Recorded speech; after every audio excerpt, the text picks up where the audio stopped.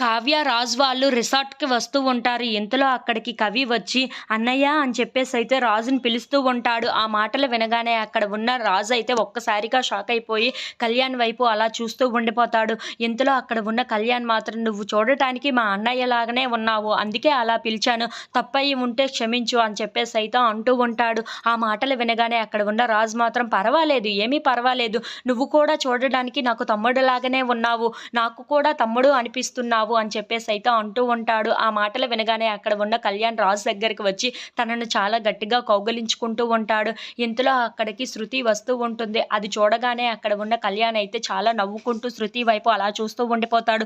"చూడన్నయ్య, ఇక్కడ ఏం జరుగుతుందో, నా భార్యకేమో తినతో మాట్లాడడం ఇష్టం లేదు. కానీ తను నా ఫ్రెండే కదా" అని చెప్పేసైతే అంటూ ఉంటాడు. ఆ మాటలు వినగానే అక్కడ ఉన్న అప్పు అయితే చాలా కోపంగా, "ఏంటి, నీకు తను ఫ్రెండా? కాదు, గర్ల్ ఫ్రెండ్ అని చెప్పు" అని చెప్పేసైతే అంటూ ఉంటుంది. ఆ మాటలు వినగానే అక్కడ ఉన్న రాజు అయితే ఒక్కసారిగా షాక్ అయిపోయి కవి వైపు అలా చూస్తూ ఉండిపోతాడు. ఇంతలో అక్కడ ఉన్న అప్పు మాత్రం, "అవును, తినకి ఫ్రెండ్ అయితే పర్వాలేదు, కానీ గర్ల్ ఫ్రెండ్ కదా" అని చెప్పేసైతే అంటూ ఉంటుంది. ఇంతలో అక్కడ ఉన్న కళ్యాణ్ మాత్రం, "అలాంటిదేమీ లేదన్నయ్య. అంతకుముందు తన భర్తతో తగువులు అయితే కొంచెం విడిపించడానికి వాళ్ళిద్దరిని కలపడానికి ట్రై చేశాను అంతే" అని చెప్పేసైతే అంటూ ఉంటాడు. ఆ మాటలు వినగానే అక్కడ ఉన్న రాజు ఒక్కసారిగా షాక్ అయిపోయి అలా ఆలోచిస్తూ ఉంటాడు. ఇంతలో అక్కడ ఉన్న కవి మాత్రం, "ఏంటి ఆలోచిస్తున్నావన్నయ్య" అని చెప్పేసైతే అడుగుతూ ఉంటాడు.